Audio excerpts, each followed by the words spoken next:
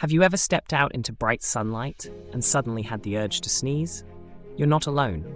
This curious reaction is known as the photic sneeze reflex, and it affects approximately 18 to 35% of the population.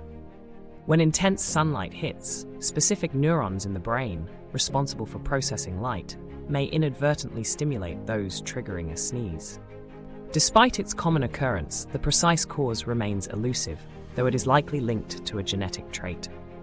While not everyone experiences it, this peculiar response reminds us of the many fascinating quirks of our human biology.